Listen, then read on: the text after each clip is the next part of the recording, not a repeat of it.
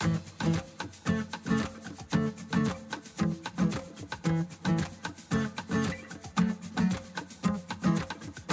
podcast is a quest for well-being, a quest for a meaningful life through the exploration of fundamental truth. Enlightening ideas, insights on physical, mental, and spiritual health. The inspiration is love. The aspiration is to awaken new ways of thinking that can lead us to a new way of being well. Welcome to Body, Mind, and Soul Healing Conversations.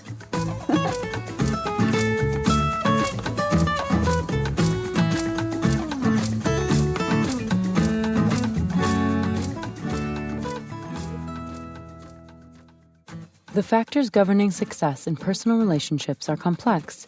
It's not simply a matter of whether the other parties in the relationship are right for you.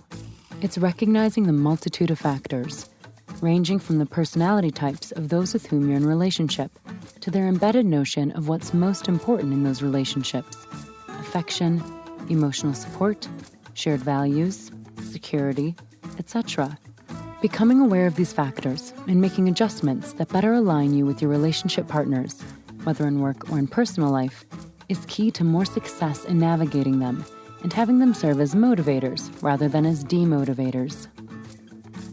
Valeria Teles interviews Jim Weinstein, a life and career counselor, marriage and family therapist, and speaker.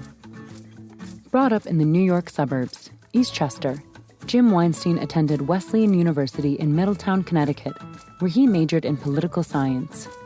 Graduating magna cum laude, Phi Beta Kappa, Jim was accepted into Harvard Business School, where he concentrated in marketing. He graduated with distinction and thereafter began working in New York for one of America's largest ad agencies, Benton and Bowles, as an account executive.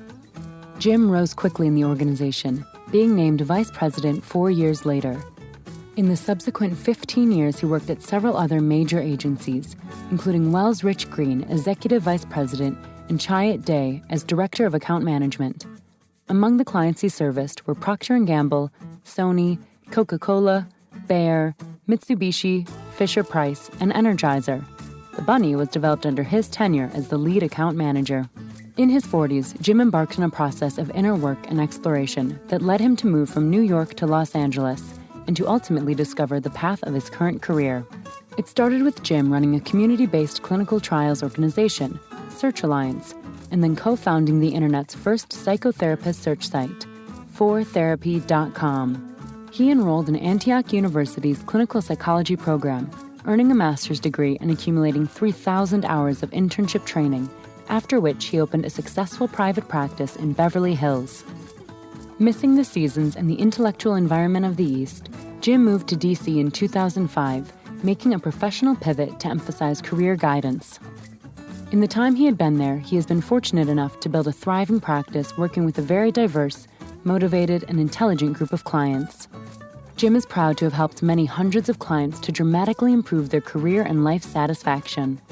Meet Jim at dclifecounseling.com. Here is the interview with Jim Weinstein.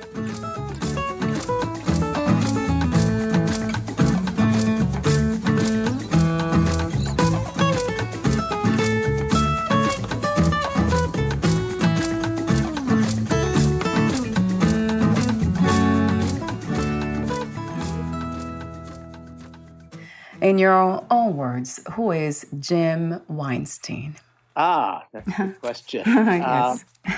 I think I'll answer it from a professional standpoint. I'm really blessed because I find at this stage in my life, which is much closer to the end than the beginning, that I have found a career path that combines all of the things that I've done and the things that I've loved across my life. And that's been about 3 or 4 different types of careers. And they've all come together so that I am able to provide some unique help for all of the clients who contact me. And that's very fulfilling personally, and it's wonderful to be able to make contributions to other people's well-being. That sounds wonderful to me. And how did you come to be who you are today, Jim, and do what you do? Well, as I said, that's a combination of all of the things I've done in my past, starting with being a business person, being in advertising for many years, and then switching to running a nonprofit, and then getting licensed as a therapist and having a therapy practice, and then becoming a career counselor.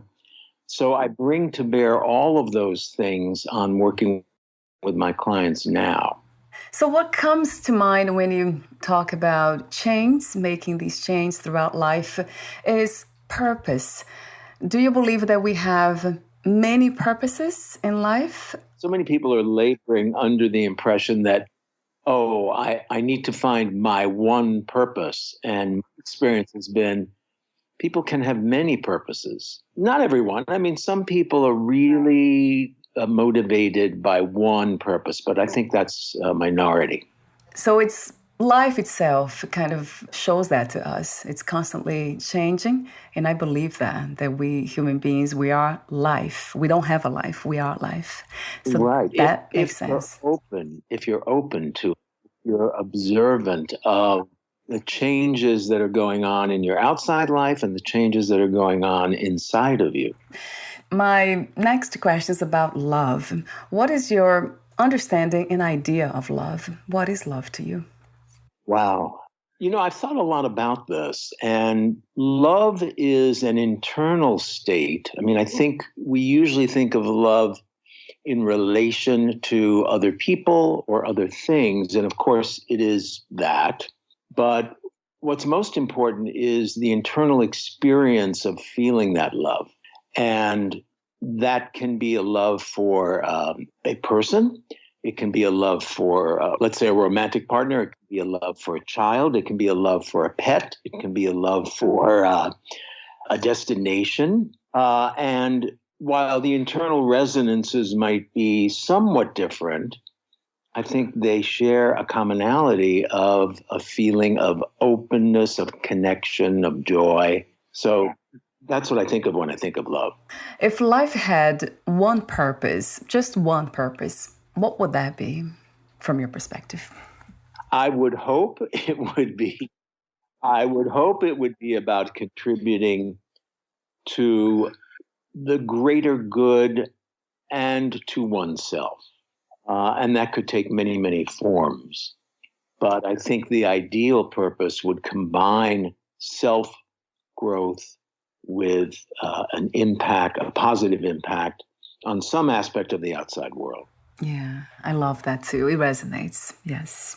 And what is success to you these days? And what are some of the misconceptions we have about being successful? Oh boy, this is something I talk with so many clients about, because we live in a system where success is most easily measured by money, by status, by title, but that fades pretty quickly. The enjoyment that money can bring, and it certainly can bring enjoyment, but it's generally a pretty fleeting enjoyment, and you're looking for the next hit. Whereas if you have an internal sense of peace and connection to things, that is a much more durable dimension to life. And to me, that is the true mark of success. So not defined by capitalism, but more defined by spirituality. How would you describe this internal sense of connection with oneself and others in life itself? Oh, how to describe it? Well, for me, it just comes with a sense, I'm going to use the word grace, feeling bathed in contentment. That's my best description of it. Just being at peace, being content, not needing to change things, although certainly being open to changing things, but not needing to change things. That's an interesting way of saying that. So being open to change, but not trying to change. Not necessarily, right. Yeah, that trying is the idea of controlling, manipulating things so it goes your way, right? That brings so much dissatisfaction, using one of the words that I'll be asking you questions about in a minute. I love that, Jim, and I agree 1,000,000,000%. Another question is about spirituality. Do you have any spiritual practices or belief systems? Yes, A Course in Miracles. Yeah. Which I don't know if you're familiar with it. But yes, I am. Okay, yeah. And it's been a revelation to me. And I've just re-immersed myself in it in the last couple of months because I've found myself not happy with some of the feelings that I've had in terms of resentments about certain things going on in the political world, causing me upset and anger that isn't necessary and is not helpful. Right. Yeah, not helpful for sure. Turning back to my spiritual practice is really wonderful. What is one of the most profound insights that you have gained for A Course in Miracles?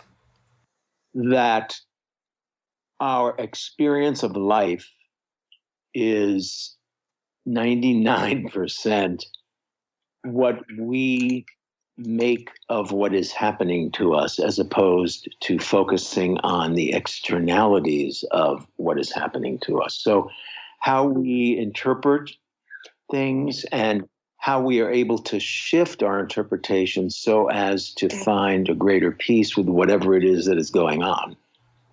That's the huge insight that A Course in Miracles brought to me. And that is a practice, right, Jim? It's not an understanding in time. No, done it's deal. a constant practice. Yeah. And when I'm feeling out of sorts, when I'm feeling angry, when I'm feeling frustrated, I try to use that as an alarm to say, wait a minute, something about your thinking here is off. And you need to examine it and you need to readjust so that you're more in alignment with your values of being okay with what is and being at peace. So it takes a lot of that practice of being open and self-aware, right, Jim? Yes. That's a big one. What is freedom to you? What is to be free? Do you have a vision for that? What comes to mind is free from negativity, negative emotions, so that you are able to more fully enjoy and embrace life. Because if you're shut down by a lot of negativity, you can't possibly enjoy all that life has to offer. Do you see that as a destination? Can we get there to the point of not having any negative feelings and thoughts? No, I don't think we can get there in a permanent state, but I certainly think we can get there at times. And the more frequently we can do that, then the better. I love what you said earlier. Wow, that was beautiful, about being open to change. And then just being open, to me, it means open to everything, even the good and the bad and everything, just no pushing away anything. That in itself brings a sense of peace, doesn't it? Yeah, it has been my experience. Yeah, because I feel that no matter what comes, I'll figure out a way of handling it and dealing with it. And so I can relax. I don't have to tense up about, what if this happens? What if that happens? That makes me think about self-trust. That means we are trusting ourselves that we can do that. Navigate all those realms, right? The rough ones. But in order to trust ourselves, we have to have some experience of successfully implementing those kinds of practices. If you don't have a track record of that, you can't really trust that you're going to be able to do it. There's something interesting about this idea of self-trust. When we get to lose the sense of self, then emerge back with life itself, just being life, then you're not really trusting yourself, you're trusting life. Trusting the universe, that's right. Yeah, so that becomes so much bigger. And to me, it has been a wonderful experience to have. Trust life itself, the universe, or God, anything that's much bigger than we are. What is true power to you, Jim? Well, at the risk of being repetitive, Yes, right. true power is having power over your emotions and over your thought processes so that you don't wind up in a negative ditch, making yourself unhappy. Now, that doesn't mean you're a Pollyanna. It means that you are able to evaluate situations and find solutions, I guess, in a more peaceful way. So it goes back to that idea of, wow, self-reliance, self-trust. It's a practice. I have too many questions for you here, for the warm-up questions, way too many. What is the world's greatest need at this time? What the world Yes. love. Yeah, I agree. Love. Yeah. That really is, and it's so clear in the political world. It's just very sad. But I try not to let that get to me either. Because it's interesting, when you think about peace, how can we see a peaceful reality? By being peace for ourselves is the only way, I believe. There's no other way, right? We needed to be what we want to see. That's right. It has to start with us. And I would like to explore for a moment the topic of healing. What is healing to you? And can we one day say that we are healed? Is there such a thing? Or healing is an ongoing process for life? It's an ongoing process. And the quicker you're able to heal and the longer you're able to stay healed, the better. But I don't think, possibly with the exception, I don't know, the Dalai Lama or someone like that, that we can ever truly achieve a constant healing and constant peace.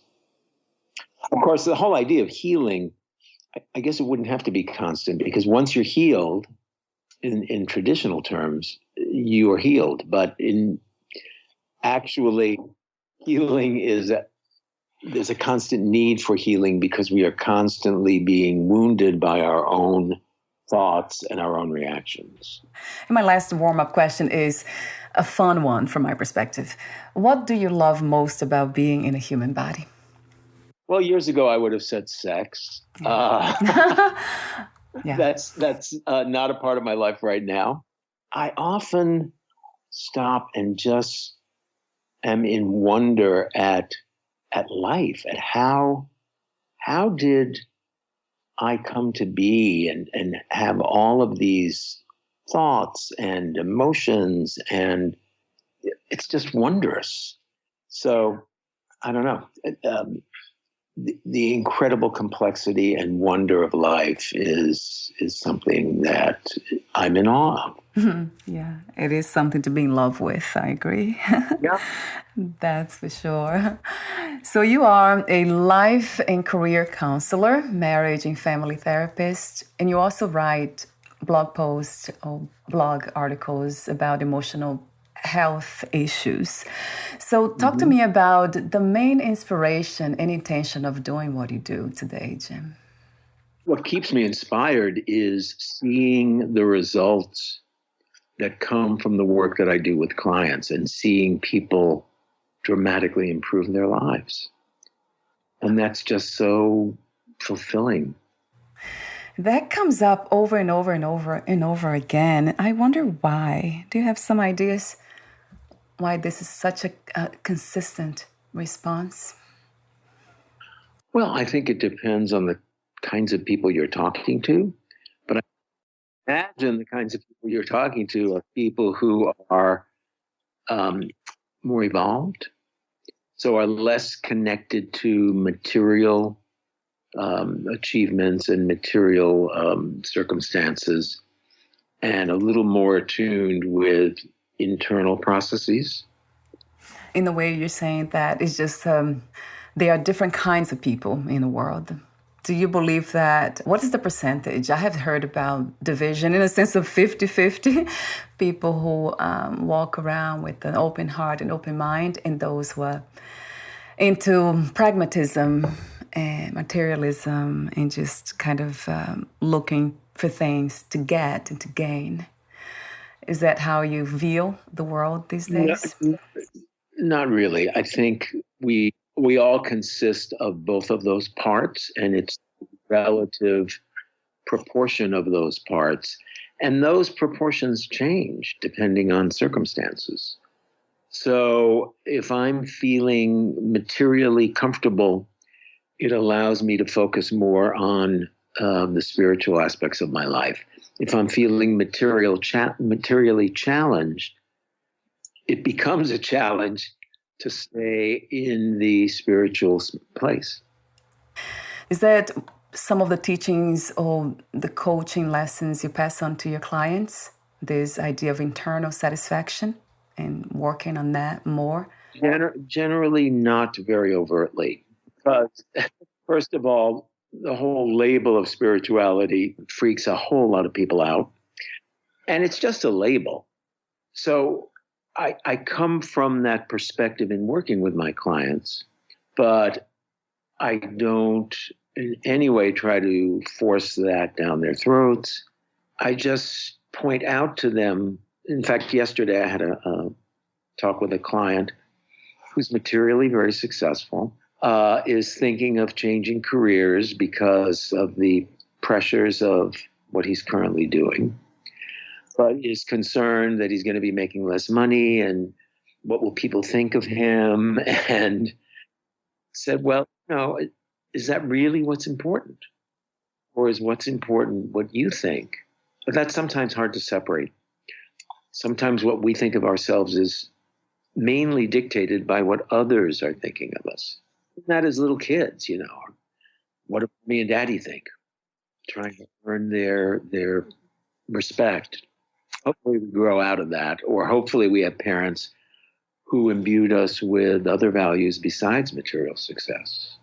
How do you help them to have a clear vision, almost like getting out of their heads and being more in the heart space, which is feeling? How do you help them to feel more themselves, to express what they really want in life? There isn't by any means one size fits all. I would say the way I'm able to help people see a little more of that way of thinking is either through analogy. So, and I can't really think of one at the moment, but very often in conversations with people, they'll explain a certain situation and an analogous situation will pop into my mind, and I'll express that to them, and that enables them to look at their situation from a different perspective. So that opens their eyes to it. One of my favorite questions is, what's the worst that can happen? Because by examining the downside, you can dismantle some of the fear that people feel that often motivates them to be doing things that aren't really emotionally healthy for them. Is fear an emotion, a feeling, or a state of mind, Jim, or all of them together? It's all. I mean, there is a physiological, measurable response when we are afraid, but we can be afraid of, the goblin under the bed that isn't really there, but in our minds we've created this monster that is terrifying. Yeah. The illusions, right?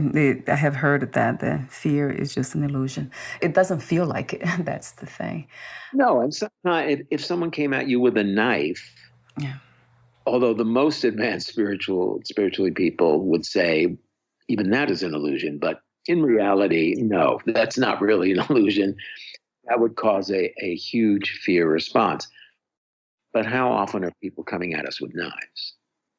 We may think that that's what's going on, but in fact, it's usually not. And that's why I say, what's the worst that can happen? Trying to dismantle some of the fear.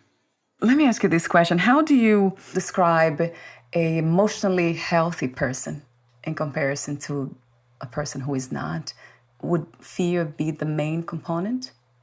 That's a huge question. What is emotional health? It would be looking at one's circumstances and situation in, I'll call it an objective fashion. So not to give too much weight to certain things that can skew our state of mind and our reactions. Yeah, so it goes back to what we talked earlier about self-awareness, the inner work, isn't it? Doing the healing work. Yep. That's what really is. So let's talk for a moment about career and job dissatisfaction and life satisfaction. Let's see, I have so many questions here. Yeah, I would love to hear your perspective on dissatisfaction with work life and in its connection with relationship issues. It seems like you make a connection with these two from some articles that I read on your website or you sent to me. Well, when you think of work life, it's more than half of our waking hours is involved in work for most people. And if more than half of your life isn't going well, it's obviously going to have an impact on the kinds of relationships that you have and the quality of those relationships. So if you're dissatisfied with more than half of your life, it's very hard to have a comfortable and positive set of relationships, because the dissatisfaction is going to seep in. So it's very much connected. A relationship is you're right, it's a huge part of our lives. And I love relationships because they teach so much about ourselves, actually, than anything else. And if you're open to it and observe that, because unfortunately, so many people look at relationships and say they need to change, or because of what they did, I'm having a problem, rather than looking, well, why did I react that way? What is it about me that is causing me that unhappiness? Wow, that changed everything from my experience too and practice. It's a huge shift from looking at what needs to change outside to what needs to change inside. And that's funny how if we are in that reactive mode, which sometimes we can't help but operate from that state, then we just automatically say that or get to experience this quite the opposite of blaming others and pointing the finger, which is not helpful. We don't get anywhere with that, but nope. It's something that happens. And I keep wondering why. Like I have been practicing being into the spirituality and doing all these practices, I mean, lots of them. And they still come. Sometimes I still become reactive and I'm like, what's happening? And then I go back to the idea of being life itself. We can't control life. So we got to be open to that too. I mean, to me, it's like one of the most insightful and the wisest thing I can think of. Just kind of surrender to life, not even surrendering, but being open to be life and without judgments, no judgments. That's what it is. Now, when I hear that, I think, well, that's kind of impossible, because we are going to have a quick judgment about a situation. Oh, this is good or this is bad, but then the trick is, how do you move out of that automatic response into a more thoughtful way of approaching it? I think a judgment comes with belief systems, right? That we believe something and now something happened that doesn't really match with our system, our belief system, and then we just overreact. But then there's also another word I like to use is discernment. Mm-hmm. You're right, we can't navigate life without discerning. So we do know what feels good, what doesn't feel good, and all that. But it's the energetic charge, the energetic weight is not there. We discern, but without at peace, we are at peace. So that makes life so much easier. I mean, this reality that we call life so much, much easier. Another question, I have too many. Let me go back here and see if they will make sense after everything that we talked so far. I wrote some questions here about career dissatisfaction. How do we learn to identify what really matters to us? Is that something that you also teach and coach your clients, Jim? A lot. Yeah. I think, again, observation is very important. You need to be looking at what are the kinds of things that you do that you lose track of time as you're doing them? Or what kinds of things are you doing that when you're done doing them, you feel energized as opposed to depleted? Those are going to be really good clues as to the kinds of things you want to spend more time doing in your work. And that, with that in mind, I wonder if all of us can get to this state, to this point of living from that place of satisfaction, of doing the things that matters to us in our hearts. Is that something that we can all achieve, you believe? It's something I believe we should be focused on moving towards.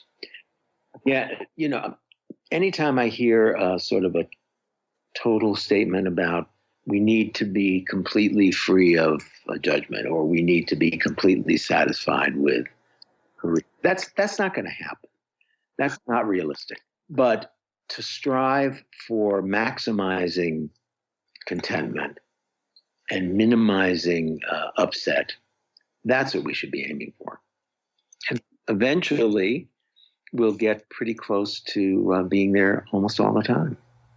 Yeah, so it's a matter of focusing on the things that we want for ourselves. That has to do with attention, doesn't it? So always bringing back the focus to what we want. Right, and then making the effort to get there because, a lot of spiritual practices talk about envisioning what it is you want, and that's an important step. But then you have to do the work. It's not just so true. Imagining a situation and then hoping that come your way. Thank you for adding that. So true. Yes. I mean, everything in life is in the human body is work, isn't it? We talk a lot here also about becoming effortless, doing things at ease. And it's possible, though, to do things, what we have to do, even though it's a lot of work, like I have a lot of work. And I do most of my work at peace. And I'm really content and happy doing all that work, the massive work. So, and it is possible. Yeah, especially if it is something that resonates with the heart. That's what it is that makes it so much easier. Yeah. I was just going to say, when I'm engaged in a session with a client, I am putting a lot of effort into it, but it feels effortless. And that's a great judge of, are you doing the right thing with your life in terms of your work? That what you're doing doesn't feel like it requires a lot of effort, but you are putting effort into it. So there is a book that you mentioned. You sent it to me. The title is Designing Your Life, How to Build a Well-Lived, Joyful Life. Talk to me about how did you discover that book and what you have learned from it? I don't honestly remember how I came across it, although I am constantly reading books about guiding people towards better careers. I've read dozens of them, and this was one that really stood out for me. And I've ordered probably a couple of 100 copies and given it to clients because rather than saying, I want you to order the book, it's easier if I can just hand them the book. Although I'm not seeing anyone in person right now, so I can't read the book. So anyway, I don't remember how I came across it, but what I've learned is that for 98% of my clients, it really works. And that's what the proof of efficacy is it having the results that clients are coming to me looking for. And that is part of what I often assign to them. And it's very successful. Yeah, I never heard about this book, but the title, it's very inspiring, Designing Your Life. And there are many exercises there, right, Jim? I read some of the writings from you about the book, and then you mentioned exercise like creating a good time journal. That's one of them. That sounds good to me. And then exercise that poses some very fundamental questions about the role of work in life. That there are many exercises that you mentioned and some examples of the questions.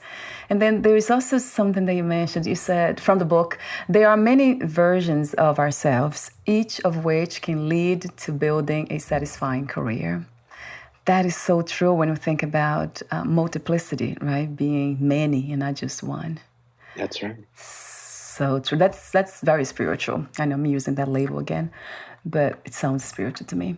And then another point in the book you mentioned was reframing dysfunctional beliefs. And then you mentioned about the book, you said, the value of assembling a group of people to help you come up with ideas to explore and ways of exploring them. So communities and not doing the work alone. I love that concept. That really, really helps. Now, what I have found is that often it's difficult for people to assemble a group, or they are reluctant to assemble a group because it feels like a big chore. But by turning to others, maybe on a one-to-one basis, but a number of different people on a one-to-one basis, you can achieve pretty much the same thing, which is soliciting ideas from others who know something about you to suggest ideas to consider. Yeah, I love that. It takes being humble, doesn't it? To ask for help and work with others. That's part of the difficulty is, gee, I'm going to look like I don't know what I'm doing, or I'm going to look like I'm weak, or I'm stupid. Yeah. So we need to get over that. I mean, if this is what we want, right? To get more clarity, we need to be humble. And people are quite willing to help. Oh, yes. Yeah, has been my experience too. Yes, very, very much. We are not alone.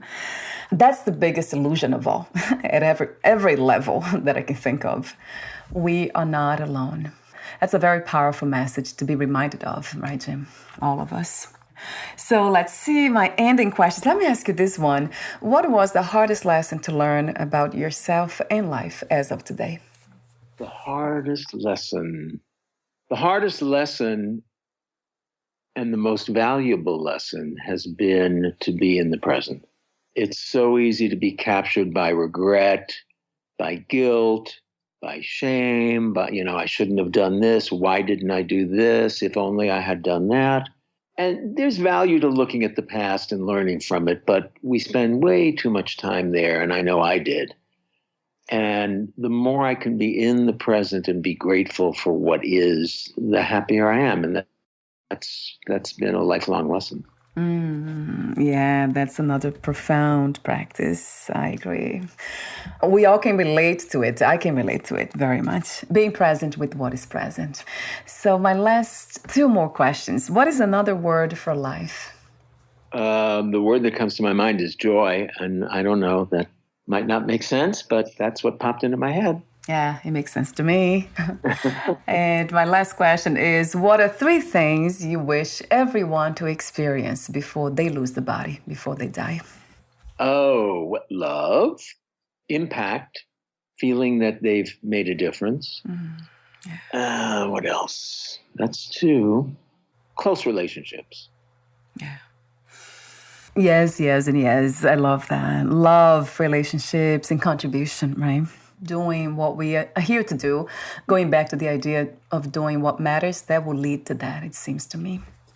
Thank you so much, Jim, for your presence today, for sharing your wisdom, for doing the work you do in this reality and everything else in between. Thank you. My pleasure. And before we say goodbye, where can we find more information about you, your work, products, services, and future projects? If you just Google Jim Weinstein, life consultant, career coach, you'll find me. I'm right on page 1 of Google. Oh, wonderful. And I do have the website too. It's www.eclifecounseling.com. Right. Yeah. So I'll have the link on your podcast profile too. Thank you so much again, Jim. And we'll talk soon. Okay. Bye for now.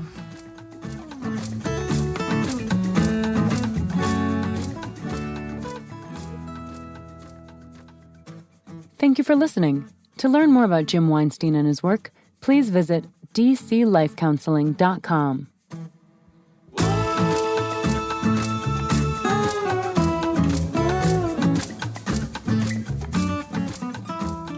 To learn more about this podcast, please visit fitforjoy.org/podcast. Thank you again for listening, and bye for now.